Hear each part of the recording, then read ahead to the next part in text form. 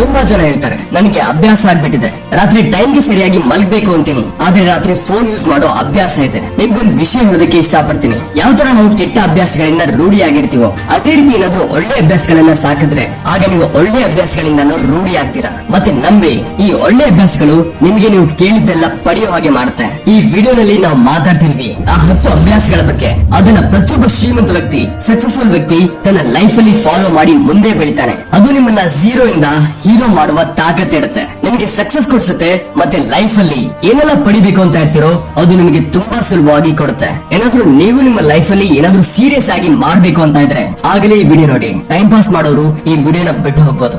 ಈ ವಿಡಿಯೋನ ನೀವು ಒಂದು ನಾರ್ಮಲ್ ವಿಡಿಯೋ ತರ ನೋಡಿ ಸ್ಕಿಪ್ ಮಾಡಬಾರದು. ಯಾಕಂದ್ರೆ ಈ ವಿಡಿಯೋ ನಿಮ್ಮ ಜೀವನನ ಪೂರ್ಣ ರೀತಿ ಬದಲಿಸಿಡುವ ತಾಕತ್ ಇಡುತ್ತೆ. ಮತ್ತೆ ನಾನ್ ನಿಮಗೆ ಯಾವ 10 ಅಭ್ಯಾಸಗಳ ಬಗ್ಗೆ ಹೇಳ್ತಿದ್ದೀನೋ ಅದನ್ನ ಯಾವತ್ತೂ ಮರಿಬೇಡಿ. ಅದನ್ನ ಎಲ್ಲಾದ್ರೂ ನೋಟ್ ಮಾಡಿಕೊಳ್ಳಿ. ಮೆಲ್ಲ ಮೆಲ್ಲಗೆ ನಿಮ್ಮ ಜೀವನದಲ್ಲಿ ಫಾಲೋ ಮಾಡೋದು ಶುರು ಮಾಡಿ. ಅದು ನಿಮಗೆ ಕೇವಲ ಸಫಲತೆ ಕೊಡೋದಿಲ್ಲ, ಬದಲಿಗೆ ಒಬ್ಬ ಒಳ್ಳೆ ವ್ಯಕ್ತಿನೂ ಮಾಡುತ್ತೆ. ಅವನನ್ನ ನೋಡಿ ಜನ ಇದೇ ಮಾತನ್ನ ಹೇಳ್ತಾರೆ, ನಾನು ಇವ್ರ ತರಾನೇ ಆಗ್ಬೇಕು. ಓಕೆ, ಈಗ 10 ಅಭ್ಯಾಸಗಳಲ್ಲಿ ಮೊದಲನೇ ಅಭ್ಯಾಸ ಇದೆ, ಬೇಗ ಬೆಳಿಗ್ಗೆ ಎದ್ದೇಳುವ ಅಭ್ಯಾಸ ಇಡಿ. ಏನಾದ್ರೂ ಜಗತ್ತಿನ ಯಾವ್ದಾದ್ರು ನಂಬರ್ 1 ಹ್ಯಾಬಿಟ್ ಇದೆ, ಅದನ್ನ ಪ್ರತಿಯೊಬ್ಬ ಸಕ್ಸಸ್ಫುಲ್ ವ್ಯಕ್ತಿ ಫಾಲೋ ಮಾಡೋದು. ಆಗ ಅದೇ ಬೆಳಿಗ್ಗೆ ಅಲಾರಾಮ್ ನ ಮೊದಲನೇ ಗಂಟೆ ಸಲ್ಲಿಸಿ ಮಂಚದಿಂದ ಎದ್ದು ನಿಲ್ಲೋದು. ಏನಾದ್ರೂ ನೀವು ಅಲಾರಾಮ್ ನ ಮೊದಲನೇ ಬೆಳಿಗ್ಗೆ ಮಂಚ ಬಿಟ್ಟು ಎದ್ದು ನಿಂತು ನಿಮ್ಮ ಬೆಡ್ಶೀಟ್ ನ ಫೋಲ್ಡ್ ಮಾಡಿ ನಿಮ್ಮ ದಿನ ಅದ್ಭುತವಾಗ್ಲಿ ಅಂತ ಕೆಲಸ ಮಾಡೋದನ್ನ ಶುರು ಮಾಡಿದ್ರೆ ಆಗ ನಂಬಿ, ಇಡೀ ದಿನದಲ್ಲಿ ಈ ರೀತಿ ಯಾವುದೇ ಕೆಲಸ ನಿಮಗೆ ಕಷ್ಟ ಅಂತ ಅನ್ಸಲ್ಲ. ಆದ್ರೆ ನೀವು ಸೋಲಿಸೋದಕ್ಕೆ ಆಗದೆ ಇರೋದು ಬೆಳಿಗ್ಗೆ ಬೇಗ ಎಳೆದು ಇದನ್ನ ಶೋ ಮಾಡುತ್ತೆ ನಿಮ್ಮಲ್ಲಿ ಎಷ್ಟು ವಿಲ್ ಪವರ್ ಇದೆ ಅಂತ. ನಿಮ್ಮ ಲೈಫ್ ಅಲ್ಲಿ ನಿಮ್ಮ ಡ್ರೀಮ್ ನ ಅಚೀವ್ ಮಾಡೋದು ಎಷ್ಟು ಇಂಪಾರ್ಟೆಂಟ್ ಅಂತ. ಬೆಳಿಗ್ಗೆ ಬೇಗ ಹೇಳುವ ಅರ್ಥ extra time, extra energy, extra efforts. ಅದು ನಿಮಗೆ ಜೀವನದಲ್ಲಿ ಸದಾ ಸ್ವಲ್ಪ ಎಕ್ಸ್ಟ್ರಾನೇ ಕೊಡಿಸುತ್ತೆ. ಏನಾದ್ರೂ ನೀವು ಬೆಳಿಗ್ಗೆ ಲೇಟ್ ಹೇಳುವ ಅಭ್ಯಾಸದಿಂದ ರೂಢಿ ಆಗಿದ್ರೆ ಆಗ ಡೈಲಿ ನಿಮ್ಮ ಅಲಾರಾಮ್ ನ ಕೇವಲ 5 ನಿಮಿಷ ಬೇಗ ಇಡ್ತಾ ಹೋಗಿ. ಮತ್ತೆ ಕೆಲವೇ ದಿನಗಳಲ್ಲಿ ನೀವು ಇವತ್ತಿನ ತುಲನೆಯಲ್ಲಿ ಬೆಳಿಗ್ಗೆ ಬೇಗ ಎದ್ದೇಳೋದು ಶುರು ಮಾಡ್ತೀರಾ. ನಮ್ಮ 2ನೇ ಹ್ಯಾಬಿಟ್ ಇದೆ, ಸದಾ ನಮ್ಮ ಗುರಿಗೋಸ್ಕರ ಏನಾದ್ರೂ ಹೊಸದನ್ನ ಕಲಿತೀರಿ. ಇದೊಂದು ತುಂಬಾ ಟಾಪ್ ಕ್ಲಾಸ್ ಅಭ್ಯಾಸ. ಅದು ಪ್ರತಿಯೊಬ್ಬ ಮಹಾನ್ ವ್ಯಕ್ತಿಯಲ್ಲಿದೆ. ಯಾರು ತನ್ನ ಫೀಲ್ಡ್ ನ ಸರದಾರ ಇದಾನೋ, ಅದು ಕ್ರಿಕೆಟ್ ನ ಸಚಿನ್ ಆಗಿರಲಿ ಅಥವಾ ಮೂವೀಸ್ ಗಳ ರಾಕ್ ಆಗಿರಲಿ, ಅದು ಬದಲಿಗೆ ಯಾವುದೇ ರೀತಿಯ ಹೆಸರಿರಲಿ, ಅದು ಈಗಷ್ಟೇ ಸಕ್ಸಸ್ಫುಲ್ ಆಗಿರೋದು. ಸದಾ ಏನಾದ್ರೂ ಹೊಸದನ್ನ ಕಲೀರಿ. ಈ ಜಗತ್ತಲ್ಲಿ ನೀವು ಏನೆಲ್ಲ ಕಲಿತಿರೋ ಯಾವ್ದಲ್ಲ ಯಾವ್ದಾದ್ರು ಅದು ಕೆಲಸಕ್ಕೆ ಖಂಡಿತ ಬರುತ್ತೆ. ಸಕ್ಸಸ್ಫುಲ್ ಜನರು ತಮ್ಮ ಕನಸುಗಳನ್ನ ಪಡೆಯೋದಕ್ಕೆ ಎಲ್ಲಾ ತರದ ಎಕ್ಸ್ಪೆರಿಮೆಂಟ್ ಮಾಡ್ತಾರೆ. ತಮ್ಮ ಕನಸಿನ ಬಗ್ಗೆ ಆ ಪ್ರತಿಯೊಂದು ವಿಷಯನ ತಿಳ್ಕೋಬೇಕು ಅಂತ ಇರ್ತಾರೆ. ಅದು ಅವರ ಕನಸನ್ನ ಇನ್ನೂ ಸುಲಭ ಮಾಡೋದು. ಬದಲಿಗೆ ನೀವು ಕೇವಲ ಆನ್ಲೈನ್ ನ ನಾಲೆಡ್ಜ್ ಕಲಿಯಿರಿ, ಆದ್ರೆ ಯಾವಾಗ್ಲೂ ಏನಾದ್ರೂ ಹೊಸದನ್ನ ಕಲಿಯಿರಿ. ಜಗತ್ತಲ್ಲಿ ಜ್ಞಾನದ ಯಾವುದೇ ಕೊರತೆ ಇಲ್ಲ, ಆದ್ರೆ ಯಾವ ಫೀಲ್ಡ್ ನ ಸರ್ದಾರ ನೀವು ಆಗ್ಬೇಕು ಅಂತ ಇದೀರೋ ಅದರ ಬಗ್ಗೆ ಸದಾ ಹೊಸದನ್ನ ಕಲಿಯೋದಕ್ಕೆ ತಯಾರಾಗಿರಿ. ಬಹುಶಃ ನೀವು ಯಾವ್ದಾದ್ರು ಈ ರೀತಿ ಹೊಸ ವಿಷಯ ಕಲಿಬಹುದು. ಅದು ನಿಮ್ಗೆ ಎಷ್ಟನ್ನ ಕೊಡುತ್ತೆ ಅಂದ್ರೆ ಅಷ್ಟನ್ನ ನೀವು ಯೋಚನೆ ಕೂಡ ಮಾಡುವಷ್ಟು ಅಸಾಧ್ಯವಾಗಿರ್ಬೋದು. ಆದ್ರೆ ಇದಕ್ಕೋಸ್ಕರ ನೀವು ಸದಾ ಒಂದು ಮಗುವಾಗಿ ಕಲಿಬೇಕಾಗತ್ತೆ. ನಮ್ಮ 3ನೇ ಅಭ್ಯಾಸ ಇದೆ, ಕಡಿಮೆ ಹೇಳಿ ಜಾಸ್ತಿ ಕೇಳಿಸ್ಕೊಳ್ಳೋದು. ಭಗವಂತ ಮನುಷ್ಯರಿಗೆ 2 ಕಿವಿ ಮತ್ತು 1 ಬಾಯಿ ಕೊಟ್ಟಿದ್ದಾನೆ. ಮೊದಲು ಕೇಳಿಸ್ಕೊಂಡು ನಂತರ ತಕ್ಕ ಹಾಗೆ ಮಾತಾಡೋದು. ಕೇಳಿಸ್ಕೊಳ್ಳೋರು ಯಾವತ್ತೂ ನಷ್ಟದಲ್ಲಿ ಇರೋದಿಲ್ಲ.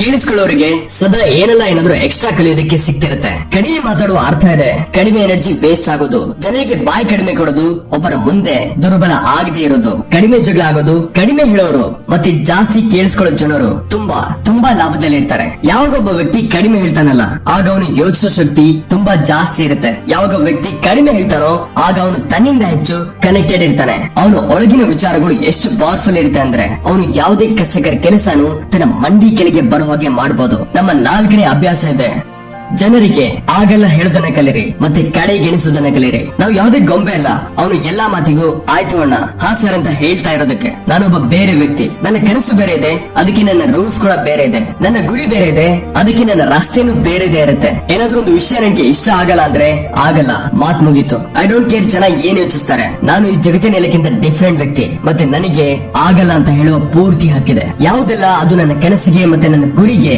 ಅಡಚಣೆ ಕೊಡ್ತಿರುತ್ತೋ. ಏನಾದ್ರೂ ನಿಮ್ಮ ಫ್ರೆಂಡ್ಸ್ ಗಳ ಜೊತೆ ತಿರುಗಾಡೋದಕ್ಕೆ ಮನಸ್ಸಾಗ್ತಿಲ್ಲ ಅಂದ್ರೆ ಆಗ ಆಗಲ್ಲ ಹೇಳೋದನ್ನ ಕಲಿಯಿರಿ. ಏನಾದ್ರೂ ನೀವು ಡಾಕ್ಟರ್ ಅಲ್ಲ ಸೋಲ್ಜರ್ ಆಗ್ಬೇಕು ಅಂತ ಇದ್ರೆ ಆಗ ಆಗಲ್ಲ ಹೇಳೋದನ್ನ ಕಲಿಯಿರಿ. ನಾನು ಡಾಕ್ಟರ್ ಆಗೋಕೆ ಇಷ್ಟ ಇಲ್ಲ, ಸೋಲ್ಜರೇ ಆಗ್ಬೇಕು ಅಂತ.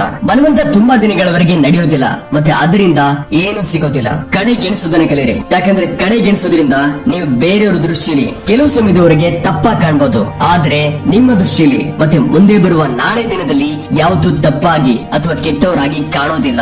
ಇದ್ರ ಬಗ್ಗೆ ಸ್ವಲ್ಪ ಯೋಚನೆ ಮಾಡಿ. ನಮ್ಮ 5ನೇ ಅಭ್ಯಾಸ ಇದೆ, ತುಂಬಾ ಅದ್ಭುತವಾಗಿ ರಿಸ್ಕ್ ತಗೊಳ್ದಾನೆ ಕಲೀರಿ. ಈ ಜಗತ್ತಲ್ಲಿ ತುಂಬಾ ದೊಡ್ಡ ರಿಸ್ಕ್ ಏನಂದ್ರೆ ರಿಸ್ಕ್ ತಗೊಳ್ದೇ ಇರೋದು. ಏನಾದ್ರೂ ನೀವು ರಿಸ್ಕ್ ತಗೋತಿಲ್ಲ ಅಂದ್ರೆ ಆಗ ನೀವೊಂದು ತುಂಬಾ ದೊಡ್ಡ ರಿಸ್ಕ್ ತಗೋತಿದ್ದೀರಾ ನಿಮ್ಮ ಜೀವನನ ಬರ್ಬಾದ್ ಮಾಡೋದಕ್ಕೆ, ಅಥವಾ ಅಲ್ಲೇ ಯಾವಾಗಲೂ ತಗಲಾಕೊಂಡಿರೋದಕ್ಕೆ. ಎಲ್ಲಿ ಈಗ ನೀವಿದ್ದೀರೋ ಇದೇ ರಿಸ್ಕ್. ಇವತ್ತು ನೀವು ಎಲ್ಲಿದ್ದೀರೋ ಇದೇ ಸಮಯ ನಿಮ್ಮ ಮನಸ್ಸಿಂದ ರಿಸ್ಕ್ ತಗೊಳ್ಳುವ ಭಯ ತೆಗೆದಿಸ್ತೀರಿ. ಜನ ಏನ್ ಯೋಚನೆ ಮಾಡ್ತಾರೆ, ಜನ ತಮಾಷೆ ಮಾಡ್ತಾರೆ, ನಮ್ಮ ಸಮಯ ಬರ್ಬಾದ್ ಆಗುತ್ತೆ, ನಮ್ಮ ಹಣ ವೇಸ್ಟ್ ಆಗುತ್ತೆ. ಒಬ್ಬ ಮನುಷ್ಯನಿಗೆ ಹುಟ್ಟಿನಿಂದ ಸಾವಿನ ತನಕ ಕೇವಲ 3ರ ಅವಶ್ಯಕತೆ ಇದೆ. ಹೌದು, ಕೇವಲ 3ರ ಅವಶ್ಯಕತೆ ಇದೆ: ಊಟ, ಬಟ್ಟೆ ಮತ್ತೆ ಮನೆ. ಇದನ್ನ ಪಡೆಯೋದು ಯಾವ ಕಷ್ಟದ ಮಾತಲ್ಲ. ಇದನ್ನ ಬಿಟ್ಟು ನಿಮ್ಮ ಹತ್ರ ಏನೆಲ್ಲ ಇದೆಯೋ ಅದು ನಿಮ್ಮ ಹತ್ರ ಎಕ್ಸ್ಟ್ರಾನೇ ಇದೆ. ಇದನ್ನೇನಾದ್ರೂ ನೀವು ಕಳ್ಕೊಂಡ್ರೆ ಆಗ ಮುದುಕರಾಗಿ ಸಾವಿನ ಬಾಗಿಲಂತೂ ತಲುಪಿರ್ತೀರಾ. ಆದ್ರೆ ನಮ್ಮ ಉದ್ದೇಶ ಸುರಕ್ಷಿತವಾಗಿದ್ದು ಸಾವಿನ ಬಾಗಿಲ ತನಕ ತಲುಪೋದಲ್ಲ, ಬದಲಿಗೆ ಒಬ್ಬ ನಿಜವಾದ ಯೋಧನ ರೀತಿ ಪ್ರತಿಯೊಂದು ಕಷ್ಟಗಳನ್ನ ಧೂಳೆಬ್ಬಿಸಿ ಎಲ್ಲಾ ತರದ ರಿಸ್ಕ್ ತಗೊಂಡು ಒಬ್ಬ ಅದ್ಭುತವಾದ ವಿಜಯಶಾಲಿ ಕಿರೀಟ ಹಾಕೊಂಡು ಮುದುಕನಾಗಿ ಸಾವಿನ ಬಾಗಿಲ ಹತ್ರ ತಲುಪೋದು. ರಿಸ್ಕ್ ತಗೋಬೇಕು, ರಿಸ್ಕ್ ತಗೊಳ್ಳೋದನ್ನ ಕಲೀರಿ. ನೀವು ರಿಸ್ಕ್ ತಗೊಂಡಿರೋದ್ರ ಮೇಲೆ ಯಾವತ್ತೂ ಪಶ್ಚಾತ್ತಾಪ ಪಡಲ್ಲ. ಆದ್ರೆ ಏನಾದ್ರು ರಿಸ್ಕ್ ತಗೊಂಡಿಲ್ಲ ಅಂದ್ರೆ ಆಗ ಪಶ್ಚಾತ್ತಾಪ ಆ ಸಮಯ ಆಗುತ್ತೆ ಯಾವಾಗ ನೀವು ಬೆಡ್ ಮೇಲೆ ಮಲಗಿರ್ತೀರಾ ಮತ್ತೆ ಮೂಗಲ್ಲಿ ಆಕ್ಸಿಜನ್ ಪೈಪ್ ಹಾಕಿರ್ತಾರೆ. ಇದು ಜೀವನ ಬದಲಿಸಿರುವ 6ನೇ ಹ್ಯಾಬಿಟ್ ಇದೆ. ಆ ವ್ಯಕ್ತಿನ ಅರ್ಥ ಮಾಡ್ಕೊಳ್ಳೋ ಪ್ರಯತ್ನ ಮಾಡಿ. ಯಾರ ಜೊತೆ ನೀವು ಮುಂದಿನ 60 ವರ್ಷ ಬಾಳ್ತಿದ್ದೀರೋ ಮತ್ತೆ ಆ ವ್ಯಕ್ತಿ ಇದ್ದಾನೆ ಸ್ವತಃ ನೀವೇ.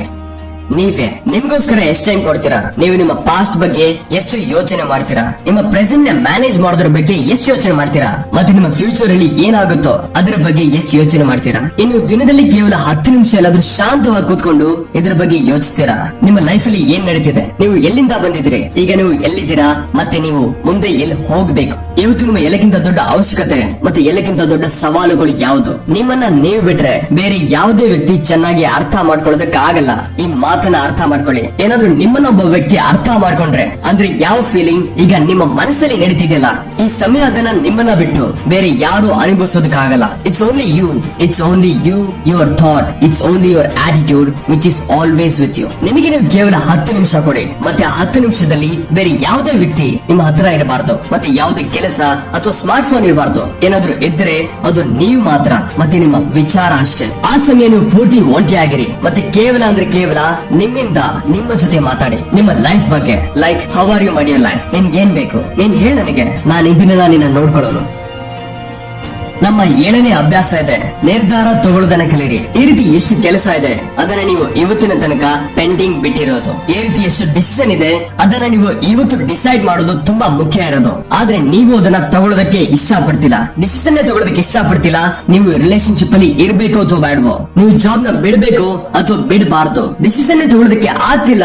ನೀವು ಬಯೋ ತಗೋಬೇಕು, ಮ್ಯಾಥ್ ತಗೋಬೇಕು ಅಥವಾ ನೀವು ನರ್ಸಿಂಗ್ ಮಾಡ್ಬೇಕು, ನೀವು ಪೈಲಟ್ ಆಗ್ಬೇಕಾ ಅಥವಾ IAS ಆಫೀಸರ್ ಆಗ್ಬೇಕಾ? ಡಿಸಿಷನ್ ತಗೊಳ್ಳೋದು ಕಲೀರಿ. ಡಿಸಿಷನ್ ತಗೊಳ್ಳೋದಕ್ಕಿಂತ ತುಂಬಾ ಒಳ್ಳೇದು ನೀವು ಒಂದು ಡಿಸಿಷನ್ ತಗೊಂಡು ಅದನ್ನ ಸರಿಯಾಗಿ ಸಾಬೀತುಪಡಿಸೋ ಪ್ರಯತ್ನ ಮಾಡೋದು. ಯಾವಾಗ ಒಂದ್ಸರಿ ಡಿಸಿಷನ್ ತಗೊಂಡ್ರಲ್ಲ ನೀವು, ಆಗ ಅದರ ನಂತರ ಆಕ್ಷನ್ ಮೇಲೆ ಬರಬೇಕು. ಎಷ್ಟೆಲ್ಲ ಸೂಪರ್ ಸಕ್ಸಸ್ಫುಲ್ ವ್ಯಕ್ತಿಗಳಿದಾರಲ್ಲ, ಅವರು ಡಿಸಿಷನ್ ತಗೊಳ್ಳುವ ಮತ್ತೆ ಆಕ್ಷನ್ ತಗೊಳ್ಳೋ ಮಧ್ಯದ ಯಾವ ಟೈಮ್ ಗ್ಯಾಪ್ ಇರುತ್ತೋ ದಟ್ ಈಸ್ ಆಲ್ಮೋಸ್ಟ್ 0. ಏನಾದ್ರೂ ನೀವು ರಾತ್ರಿ 10 ಗಂಟೆಗೆ ಯಾವ್ದಾದ್ರು ಡಿಸಿಷನ್ ತಗೊಂಡಿದ್ರೆ, ನೀವು ಯಾವ್ದಾದ್ರು ಪ್ಲಾನ್ ಮಾಡಿದ್ರೆ ಈ ಕೆಲಸ ಮಾಡೋಣ ಅಂತ, ಆಗ 10 ಗಂಟೆ ಮೇಲೆ 1 ನಿಮಿಷದಲ್ಲಿ ನಿಮ್ಮ ಆಕ್ಷನ್ ಆ ಡಿಸಿಷನ್ ಗೆ ಸಪೋರ್ಟ್ ಮಾಡ್ತಾ ಕಾಣ್ಬೇಕು. ನಮ್ಮ ಜೀವನ ಬದಲಿಸೋ 8ನೇ ಅಭ್ಯಾಸ ಇದೆ, ಸಮಯನ ಕೆಲಸಕ್ಕೆ ತಗೊಳ್ಳೋದು ಕಲೀರಿ. ಸಮಯ ಒಂದು ಈ ರೀತಿ ಬ್ಯಾಲೆನ್ಸ್ ಇದೆ, ಅದು ಯಾವಾಗ್ಲೂ ಕಡಿಮೆ ಆಗ್ತಿರುತ್ತೆ ಮತ್ತೆ ಇದು ಆಗೇ ಆಗತ್ತೆ. ಸಮಯದ ಮೇಲೆ ಯಾವುದೇ ವಸ್ತುವಿನ ವ್ಯತ್ಯಾಸ ಬೀಳಲ್ಲ.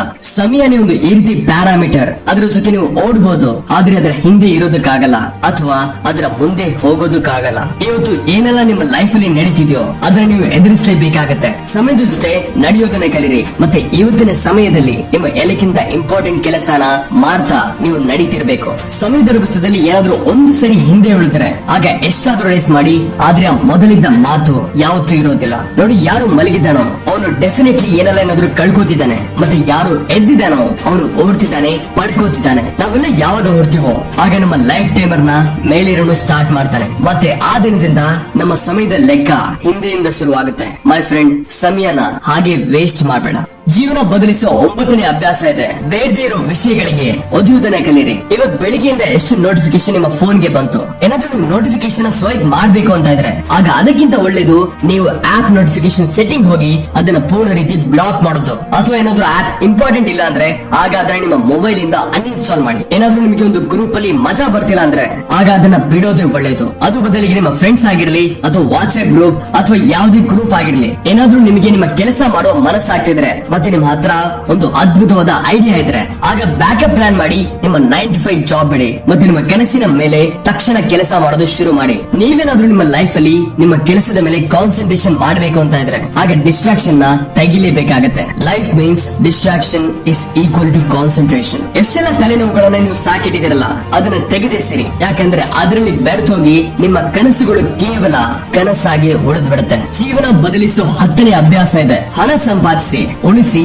ಮತ್ತೆ ಎಲ್ಲಕ್ಕಿಂತ ಇಂಪಾರ್ಟೆಂಟ್ ಇನ್ವೆಸ್ಟ್ಮೆಂಟ್ ಮಾಡಿ. ಆದ್ರೆ ವೇಸ್ಟ್ ಯಾವತ್ತೂ ಮಾಡಬೇಡಿ. ನಿಮ್ಮ ರೂಮ್ ಅಲ್ಲಿ ಒಂದ್ಸರಿ ಕಣ್ಣೆತ್ ನೋಡಿ, ಈ ರೀತಿ ಎಷ್ಟು ವಸ್ತುಗಳಿದೆ. ಆದ್ರೆ ನೀವು ಜೋಶಲ್ಲಿ ಬಂದು ಖರೀದಿ ಅಂತ ಮಾಡಿದ್ರಿ, ಆದ್ರೆ ಈಗ ಅದು ಮೂಲೆಯಲ್ಲಿ ಬಿದ್ದು ಧೂಳ್ ತಿಂತಿದೆ. ಬೇರೆ ತೆಗೆದು ನೋಡಿ, ಈ ರೀತಿ ನಿಮ್ಮ ಎಷ್ಟು ಬಟ್ಟೆಗಳಿದೆ ಅದನ್ನ ನೀವು ಖರೀದಿ ಮಾಡಿದ ನಂತರ ಕೇವಲ 3-4 ಸರಿನೇ ಹಾಕಿರೋದು. ಯಾವಾಗ ನಿಮಗೆ ಅನ್ಸುತ್ತೋ ನಾನು ಇದನ್ನ ಖರೀದಿ ಮಾಡ್ಬೇಕು ಅಂತ, ಆಗ ನಿಮಗೆ ನೀವೇ ಹೇಳಿ ಇದನ್ನಂತೂ ನಾನು ಖರೀದಿ ಮಾಡ್ತೀನಿ. ಆದ್ರೆ 10 ದಿನ ಆದ್ಮೇಲೆ ನೋಡಿ, ಆಗ ನಿಮ್ಮ ಡಿಸಿಷನ್ ಏನಿರುತ್ತೋ ಬೇಡದೇ ಇರೋ ವಸ್ತುಗಳನ್ನ ಖರೀದಿ ಮಾಡೋದು ಅದು 10 ದಿನ ಆದ್ಮೇಲೆ ಖಂಡಿತ ಬದಲಾಗಬಹುದು. ಅದಕ್ಕೆ ಯಾವುದೇ ವಸ್ತುನ ಇಮಿಡಿಯೇಟ್ಲಿ ಖರೀದಿ ಮಾಡಬೇಡಿ, ಸ್ವಲ್ಪ ಯೋಚಿಸಿ ನೋಡಿ. ಕಷ್ಟಪಟ್ಟು ಸಂಪಾದಿಸಿರೋ ಹಣ ಅದನ್ನ ಉಳಿಸಿ, ಎಷ್ಟು ಹಣ ಸಂಪಾದಿಸ್ತಿರೋ ಅದನ್ನ ಉಳಿಸಿ ಇನ್ವೆಸ್ಟ್ ಮಾಡಿ. ಮತ್ತೆ ಅಲ್ಲಿಂದ ಯಾವ ಹಣ ಬರುತ್ತೋ ಅದನ್ನ ಮತ್ತೆ ರೀಇನ್ವೆಸ್ಟ್ ಮಾಡಿ. ಮತ್ತೆ ಅಲ್ಲಿಂದ ಬರೋ ಪ್ರಾಫಿಟ್ ಇಂದ ನಂತರ ನಿಮ್ಮ ಖರ್ಚನ್ನ ಮಾಡ್ಕೊಳ್ಳಿ. ಇದೊಂದು ಮಾಸ್ಟರ್ ಫೈನಾನ್ಷಿಯಲ್ ಪ್ಲಾನ್. ಸಂಪಾದಿಸಿ, ಉಳಿಸಿ, ಇನ್ವೆಸ್ಟ್ ಮಾಡಿ. ಮತ್ತೆ ಇನ್ವೆಸ್ಟ್ ಮಾಡಿದ ಪ್ರಾಫಿಟ್ ಇಂದ ನಿಮ್ಮ ಖರ್ಚು ಮಾಡ್ಕೊಳ್ಳಿ. ನಿಮ್ಮ ಹತ್ರ ಆಗ ಹಣ ಯಾವತ್ತೂ ಕಡಿಮೆ ಆಗಲ್ಲ, ನಿಮ್ಮ ಹತ್ರ ಹಣ ಯಾವಾಗ್ಲೂ ಬೆಳೆಯುತ್ತೆ. ಇವತ್ತು ನಿಮ್ಮ ಹತ್ರ ಬದಲಿಗೆ ಎಷ್ಟೇ ಹಣ ಇರಲಿ, ಆದ್ರೆ ನೀವು ಕೇವಲ ಒಂದಿನ ಹಣ ಇಲ್ದೆ ಕಳೆಯಿರಿ. ಮತ್ತೆ ಹಣ ಇಲ್ದೆ ದಿನ ಕಳೆದಾಗ ಆಗ ಇದನ್ನ ನೆನಪಿಡಿ, ನೀವು ಯಾವ ಬಟ್ಟೆ ಹಾಕಿದಿರೋ ಅದು ಹಣದಿಂದಾನೇ ಬರುತ್ತೆ, ಯಾವ ಕರೆಂಟ್ ಬರ್ತಿದ್ಯಲ್ಲ ಅದು ಹಣದಿಂದಾನೆ, ಮತ್ತೆ ಯಾವ ಊಟ ತಿಂಡಿ ಮಾಡ್ತಿದಿರೋ ಅದು ಹಣದಿಂದಾನೆ. ಸೊ ಫ್ರೆಂಡ್ಸ್, ಇದಾಗಿತ್ತು 10 ಪವರ್ಫುಲ್ ಹ್ಯಾಬಿಟ್ಸ್. ಏನ್ ನೀವು ರೆಡಿ ಇದ್ದೀರಾ ಈ ಹ್ಯಾಬಿಟ್ಸ್ ನ ಫಾಲೋ ಮಾಡೋದಕ್ಕೆ? ಏನಾದ್ರು ಹೌದು ಅಂದ್ರೆ ಐ ಆಮ್ ರೆಡಿ ಅಂತ ಖಂಡಿತ ಬರೀರಿ. ನಾನ್ ನಿಮ್ ಜೊತೆ ಇದ್ದೀನಿ. ಪ್ರತಿಯೊಂದು ಪ್ರಾಬ್ಲಮ್ಸ್ ಅಲ್ಲಿ ಏನಾದ್ರು ಪ್ರಾಬ್ಲಮ್ ಇದ್ರೆ ನೀವು ಕಮೆಂಟ್ ಮಾಡಿ ಕೇಳ್ಬೋದು. ಏನಾದ್ರು ನಿಮ್ ಜೊತೆ ಕೈ ಜೋಡಿಸ್ಬೇಕು ಅಂದ್ರೆ ಆಗ ನಮ್ಮ ಯೂಟ್ಯೂಬ್ ಚಾನೆಲ್ ನ ಸಬ್ಸ್ಕ್ರೈಬ್ ಮಾಡ್ಬೋದು. ಮತ್ತೆ ಈ ವಿಡಿಯೋಗೆ ಒಂದು ಥಮ್ಸ್ ಅಪ್ ಕೊಡಿ. ಐ ಹೋಪ್ ಈ ವಿಡಿಯೋ ನಿಮಗೆ ಹೆಲ್ಪ್ ಆಗಿದೆ. ಸಿಗೋಣ ಮುಂದಿನ ವಿಡಿಯೋದಲ್ಲಿ. Keep learning and keep growing.